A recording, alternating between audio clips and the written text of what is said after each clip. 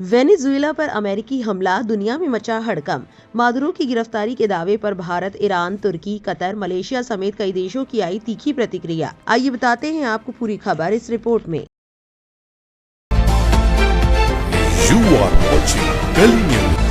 अमेरिकी राष्ट्रपति Donald Trump ने शनिवार को दावा किया कि अमेरिका ने वेनेजुएला की राजधानी काराकास पर हवाई हमला किया और राष्ट्रपति निकोलस मादुरो को हिरासत में ले लिया है। अमेरिका की इस कार्रवाई के बाद अंतर्राष्ट्रीय स्तर पर तीखी प्रतिक्रियाएं सामने आई हैं। कई देशों ने इसे एक तरफा कदम बताते हुए संयुक्त राष्ट्र चार्टर और अंतर्राष्ट्रीय कानून का उल्लंघन करार दिया है। भारत ने इस पूरे घटनाक्रम पर संतुलित और सतर्क रुख अपनाया है। भारतीय विदेश मंत्रालय ने बयान जारी कर कहा कि वेनेजुएला में हालिया घटनाक्रम गहरी चिंता का विषय है और भारत हालात पर करीबी नजर बनाए हुए है। मंत्रालय ने सभी संबंधित पक्षों से अपील की कि मुद्दों का समाधान बातचीत और शांतिपूर्ण तरीकों से किया जाए ताकि क्षेत्र में शांति और स्थिरता बनी रहे। इसके साथ ही भारत सरकार ने अपने नागरिकों के लिए वेनेजुएला को लेकर एक ट्रैवल एडवाइजरी जारी की है।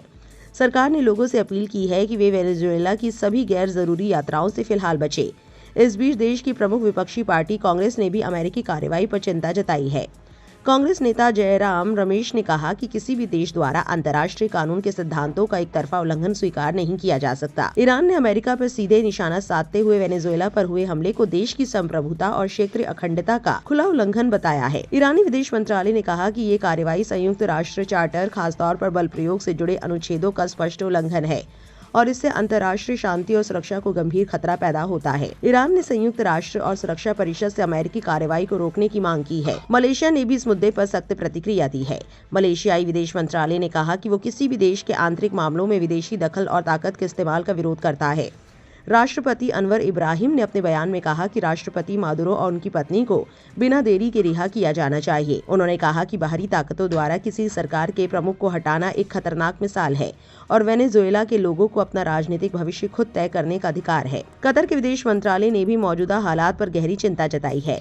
कतर ने सभी पक्षों से संयम बरतने, तनाव कम करने और लंबित मुद्दों को बातचीत के जरिए हल करने की अपील की है। बयान में कहा गया कि कतर अंतर्राष्ट्रीय कानून और संयुक्त राष्ट्र चार्टर के पालन के लिए प्रतिबद्ध है और शांतिपूर्ण समाधान के लिए किसी भी अंतर्राष्ट्रीय प्रयास में योगदान देने को तैयार है। तुर्की के विदेश मंत्रालय ने कहा कि वो वेनेजुएला में हाल के घटनाक्रमों पर करीबी नजर रखे हुए हैं और देश की स्थिरता व वहाँ के लोगों की शांति को अहम मानता है।